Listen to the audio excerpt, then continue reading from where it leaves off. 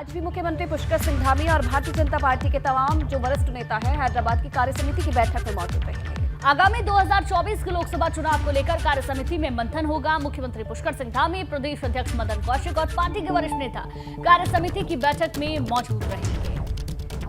तो उत्तराखंड के दिग्गज भी बीजेपी की कार्यकारिणी की बैठक में शामिल होने के लिए हैदराबाद पहुंचे थे। आज भी सीएम धामी बैठक में शामिल होंगे। तो हैदराबाद में 2 दिन का महामंथन बीजेपी की तरफ से चल रहा है। लोकसभा चुनाव 2024 को लेकर रणनीति फिलहाल बताई जा रही है और आज का दिन भी काफी अहम माना जा रहा है क्योंकि आज प्रधानमंत्री नरेंद्र मोदी भी इस बैठक को संबोधित करेंगे। सीएम धामी यहां मौजूद हैं, प्रदेश अध्यक्ष यहां पर मौजूद हैं और जो तमाम उत्तराखंड के बड़े नेता हैं वो भी इस बैठक में मौजूद हैं। बिल्कुल, तो ये जानकारी आपको दे दें, हैदराबाद में पुष्कर सिंह धामी हैं। 2 दिन का उनका ये दौरा, क्योंकि राष्ट्रीय कार्यकारिणी की कल बैठक हुई, आज भी कई सारी बैठकें होनी है। पूर्व मुख्यमंत्री त्रिवेंद्र सिंह रावत, तीरथ सिंह रावत भी वहां पर पहुंचे, प्रदेश अध्यक्ष भी वहां पर पहुंचे और लगातार वहां पर महामंथन का दौर जारी है। 2 दिन की ये बैठक, अब देखिए आपको बताते हैं हैदराबाद से किस तरीके से विजय हुंकार भरी जा रही है। पुष्कर सिंह धामी वहां पर मौजूद हैं, पूर्व मुख्यमंत्री त्रिवेंद्र सिंह रावत, तीरथ सिंह रावत दोनों ही वहां पर मौजूद हैं और भारतीय जनता पार्टी की ओर से रणनीति तैयार की जा रही है 24 के चुनाव से पहले। प्रदेश अध्यक्ष मदन कौशिक भी मौजूद हैं, इसके अलावा अनिल बलूनी भी इस बैठक में मौजूद हैं। तो बिल्कुल ये वो बड़े नाम जो उत्तराखंड से इस बैठक में शामिल होने के लिए हैदराबाद पहुंचे हैं। हैदराबाद से विजय हुंकार किस तरीके से भरी जा रही है ये लगातार आपको बता रहे हैं। वहीं अब बात करते हैं उत्तराखंड कांग्रेस की। उत्तराखंड में कांग्रेस की स्थिति अभी अच्छी नहीं है। वहीं चुनाव हारने के बाद अब कांग्रेस में आरोप प्रत्यारोप का दौर भी शुरू हो गया है। तो देखिए 2016 में हुई बगावत का मुद्दा एक बार फिर से कांग्रेस के भीतर उठ गया है। कांग्रेस नेता प्रीतम सिंह ने 2016 की घटना को कांग्रेस की कमजोरी की वजह बताया है। उन्होंने कहा कि आज कांग्रेस 2016 की बगावत का दंश झेल रही है। हरीश रावत को उन्होंने कटघरे में खड़ा कर दिया। वहीं कांग्रेस में मची अंदरूनी जंग का एक बार फिर सबके सामने खुलासा कर दिया। इस गलतफहमी में ना रहे कि मेरी वजह से जो है हार जीत हो रही है, और अगर ऐसा होता तो हम 2002 में जो है पहली सरकार बनी, कभी हम बाहर नहीं होते, सरकारी में रहते। हाँ, ये जरूर है कि 2016 में जो घटनाक्रम इस उत्तराखंड राज्य के अंदर हुआ, जिसमें बहुत सारे लोग जो है कांग्रेस को छोड़ करके भारतीय जनता पार्टी में गए हैं, वो दंश आज भी हमको झेलना पड़ रहा है। कांग्रेस पार्टी उसकी वजह से कमजोर हुई है। और चलिए आगे बढ़ेंगे एक बड़ी खबर के साथ। देहरादून से बड़ी खबर है जहां आपको बता दें कि हरक सिंह रावत की मुश्किलें बढ़ सकती है। सनिर्माण कर्मकार कल्याण बोर्ड के घपले में हरक सिंह रावत फंसे हैं और हरक सिंह की करीबी दमयंती रावत पर कानूनी शिकंजा कसा जा सकता है। हरक सिंह रावत से भी मामले में पूछताछ हो सकती है। कल आपको बता दें कि शिकंजा कसा गया था दमयंती रावत पर और हरक सिंह रावत की काफी करीबी मानी जाती है दमयंती रावत, जिससे ये कहा जा रहा है कि हरक सिंह रावत की भी अब इस पूरे मामले में मुश्किलें बढ़ सकती है।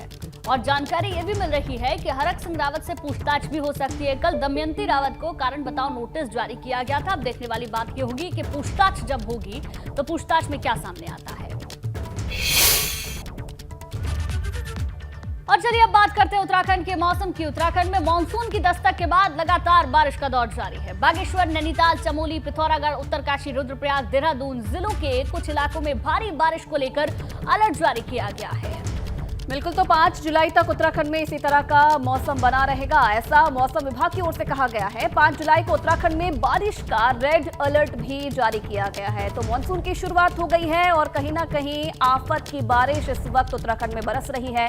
आगे के लिए भी मौसम विभाग की तरफ से अलर्ट जारी किया गया है। और चलिए फिलहाल इस खबर पर और ज्यादा जानकारी देने के लिए रवि कैंतुरा, संवाददाता देहरादून से इस वक्त सीधा लाइव हमारे साथ जुड़ रहे हैं।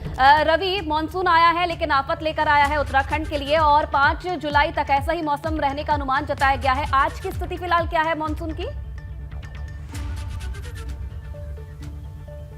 बिल्कुल देखिए 5 तारीख तक अभी इस तरीके का मौसम उत्तराखंड में बना रहेगा और जहां तक आज की स्थिति की बात है तो अगर मैं मैदानी इलाकों की बात करूं तो रात को बारिश हुई है, अभी भी कई जगहों पर हल्की बारिश का जो सिलसिला है वो जारी है।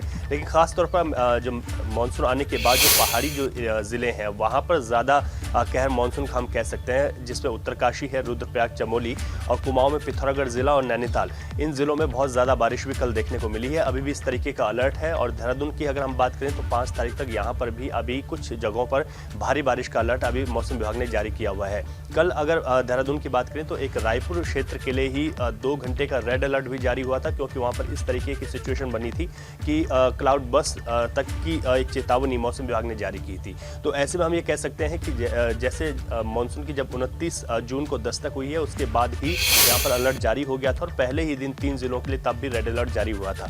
अभी आने वाले दिनों में इसी तरीके का मौसम रहेगा। मानसून देरी से पहुंचा है, लेकिन हम ये कह सकते हैं कि मानसून के आने के बाद ही सीधे तौर पर मौसम विभाग ने अलर्ट भी जारी किया। अभी मैदानी जिले ज़्यादा प्रभावित नहीं है, हालांकि जब भारी बारिश हो रही है तो जलभराव जैसी स्थितियां हैं, लेकिन खासतौर पर पहाड़ी क्षेत्रों की अगर बात करें तो लैंडस्लाइड जैसी स्थितियों से भी परेशानियां सामने आने लगी हैं। सिरौबगढ़ अगर हम रुद्रप्रयाग की बात करें तो वहाँ पर तकरीबन 40 घंटे से अधिक ये मार्ग बंद रहा है, वाहनों की लंबी लंबी कतारें रही। इसके अलावा भी जो छोटी सड़कें हैं, नेशनल हाईवे हैं, स्टेट हाईवे हैं, उसमें बात करें तो 150 के लगभग जो है सड़कें बाधित रही हैं, जिनको खोलने का काम भी लगातार जारी है। तो ऐसे में लोगों को अभी सतर्क रहने की सलाह मौसम विभाग ने दी है और अभी फिलहाल जो बारिश है उससे राहत मिलने की उम्मीद नहीं है। हालांकि मानसून देरी से आया, ऐसे में जो किसान हैं उनको बारिश का लंबा इंतजार था और हम ये कह सकते हैं कि बारिश के शुरू होने के बाद जो खेती है बिल्कुल उसके लिए बिल्कुल बारिश रवि, किसानों के लिए जरूर ये राहत की बारिश है, लेकिन जो बाहर से आने वाले लोग हैं, क्योंकि चारधाम यात्रा भी चल रही है, उनके लिए बारिश जरूर आफत की बारिश बन गई है। बहुत बहुत शुक्रिया आपका जानकारी के लिए। चलिए आगे बढ़ेंगे। अब आपको दिखाते हैं कि आखिर किस तरीके से उत्तराखंड में बारिश का सिलसिला लगातार जारी है। आपको उत्तराखंड की 3 अलग अलग जगहों की तस्वीरें दिखाते हैं। पहली तस्वीर आपको दिखाएंगे बागेश्वर की। यहाँ एक कार मलबे में फंस गई। इस कार को निकालने के लिए कड़ी मशक्कत करनी पड़ी। वहीं मसूरी में बारिश के बाद ठंड बढ़ गई है और कर्णप्रयाग में मौसम ने करवट बदली। यहाँ तेज आंधी के साथ बारिश हुई। 3 अलग अलग तस्वीरें उत्तराखंड के अलग अलग हिस्सों की, जो मौसम के हाल को आपको बताएंगे। बागेश्वर में आप देख सकते हैं बारिश की वजह से मलबे में कार फंस गई है, जहां लोग उस कार को निकालने की जद्दोजहद करते हुए नजर आ रहे हैं। मसूरी में बारिश होने की वजह से ठंड बढ़ गई है और साथ ही साथ आपको जो तीसरी तस्वीर आप देख रहे हैं वो तस्वीर है कर्णप्रयाग की, जहां पर आंधी तूफान के बाद बारिश हुई है। उत्तराखंड में 7 जुलाई तक प्रधानमंत्री फसल बीमा योजना को विशेष सप्ताह के रूप में मनाया जा रहा है। कृषि मंत्री गणेश जोशी ने प्रचार वाहनों को देहरादून से सभी जनपदों के लिए रवाना किया। बिल्कुल, इनके जरिए किसानों को फसल बीमा योजना के बारे में जानकारी भी मिल सकेगी। आपको बताते चले कि 2016 से अब तक उत्तराखंड के 12,46,000 किसानों को बीमा दिया जा चुका है, जिसमें से 4,93,000 किसानों को 410.1 करोड़ का बीमा लाभ भी दिया जा चुका है। देखिए, सबसे पहले तो मैं देश के प्रधानमंत्री नरेंद्र मोदी जी का आभार व्यक्त करता हूं। जब से उन्होंने देश की कमान संभाली है, सारी योजनाएं गरीबों के लिए हो रही हैं, किसानों के लिए हो रही हैं, सैनिकों के लिए हो रही हैं, मातृशक्ति के लिए हो रही हैं। हर वर्ग की चिंता मोदी जी करते हैं। जब किसान मजबूत होगा, किसान हमारा अन्नदाता है, तो देश मजबूत होगा। किसानों की आय दुगनी कैसी हो, लगातार इस पर फोकस हो रहा है और देखने में आता है कि किसानों की फसल अतिवृष्टि से, सूखे से, बाढ़ से खराब हो जाती है। ऐसे समय उनको मदद की आवश्यकता होती है। और देखिए, सिंगल यूज प्लास्टिक के इस्तेमाल पर एक बार फिर से पूरे देश में बैन लगा दिया गया है। 1 जुलाई से सिंगल यूज प्लास्टिक पर सख्ती के साथ प्रतिबंध लग चुका है और ऐसे में अब नगर निगम चालान की कार्रवाई कर रहा है। पहले दिन अगर बात करें तो नगर निगम ने देहरादून में 150 किलो प्लास्टिक जब्त किया। वहीं सिंगल यूज प्लास्टिक पर 40,000 से अधिक के चालान भी काटे गए।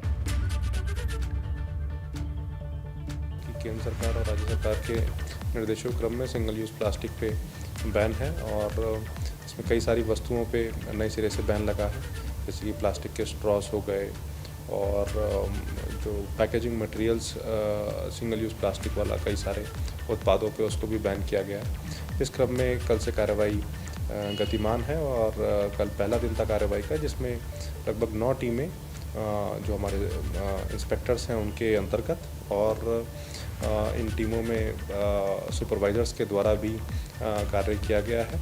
करीब 150 किलो से अधिक प्लास्टिक को इसमें जब्त किया गया है।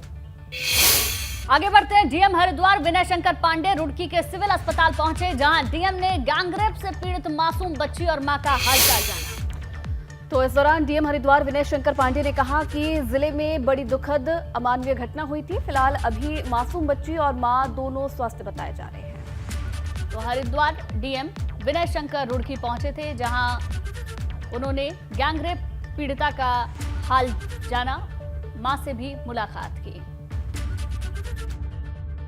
बच्ची दोनों का स्वास्थ्य बिल्कुल ठीक है और जो दुखद घटना हुई थी ये वास्तव में बड़ी ही अमानवीय थी और इसमें मैं पुलिस के अपने साथियों का भी धन्यवाद दूंगा कि उन्होंने इसको पूरा वर्कआउट किया और सभी अभियुक्तों को अरेस्ट करने के बाद उनको जेल भी भेज दिया गया है।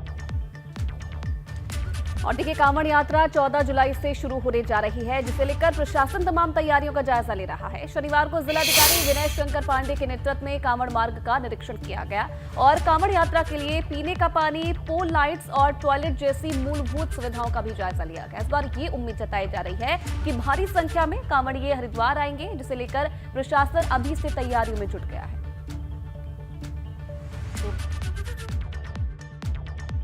कांवड़ के पॉइंट ऑफ व्यू से हम लोगों ने सभी विभागों को बुला करके, जिसमें नगर निगम है, HRDA है, विद्युत विभाग है, सिंचाई विभाग है, PWD है और अन्य जो मोस्ट इम्पोर्टेंट विभाग है जिनका कांवड़ यात्रा से सीधा संबंध होता है, उन विभागों के साथ हम विजिट कर रहे हैं। ये पूरा जो कांवड़ पटरी है, जहाँ जहाँ से कांवड़ यात्रा चलते हैं वहाँ तो ये काम रोड देख रहे हैं कि रोड में कहीं गड्ढे ना हो, कहीं जो है रोड की कोई रेलिंग, कोई दीवार वगैरह टूटी ना हो और जहाँ जहाँ झाड़ियाँ हैं उन झाड़ियों का भी निरीक्षण करवाया जा रहा है। उन झाड़ियों को कटवाया जाएगा, जो गड्ढे हैं उनको पाटा जाएगा और यदि कहीं भी कोई रेलिंग या दीवार कोई टूटी हुई है तो उसकी मरम्मत की जाएगी। आगे बढ़ते हैं। श्रीनगर गढ़वाल में एक बार फिर सिख यात्री और स्थानीय लोग आपस में भिड़ गए। इस दौरान दोनों के बीच जमकर लात घूंसे चले। दरअसल देर रात श्रीनगर गढ़वाल में हेमकुंड साहिब की यात्रा से आ रहे सिख यात्री हुड़दंग बजाते हुए जा रहे थे। इस दौरान स्थानीय व्यक्ति द्वारा विरोध करने के बाद सिख यात्री और स्थानीय लोगों के बीच कहासुनी हो गई। कुछ ही देर में ये जो आपसी बहस थी लात घूंसों और मारपीट में तब्दील हो गई, जिसकी तस्वीरें भी हम आपको दिखा रहे हैं। तो तस्वीर देख रहे हैं श्रीनगर की आप।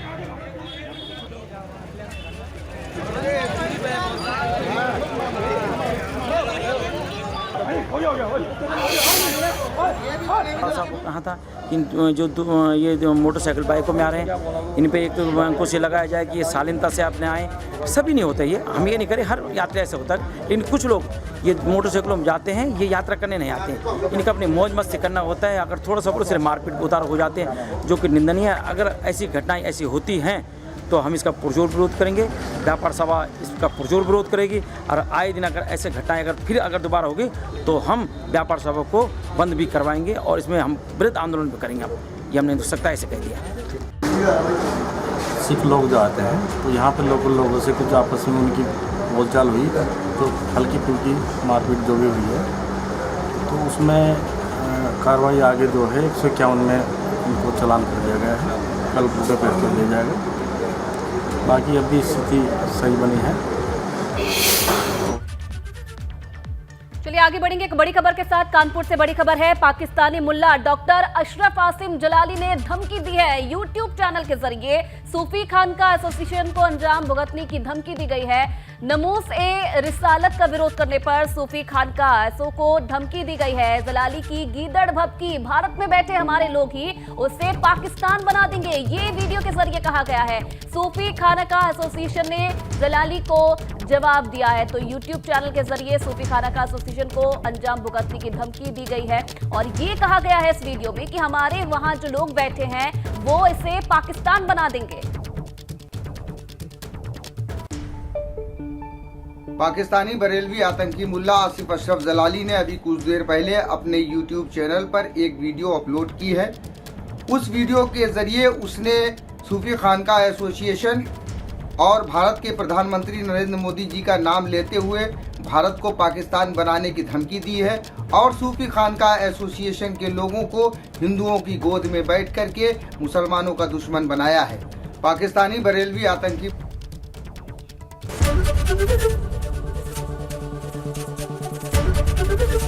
ABP गंगा खबर आपकी, जुबान आपकी।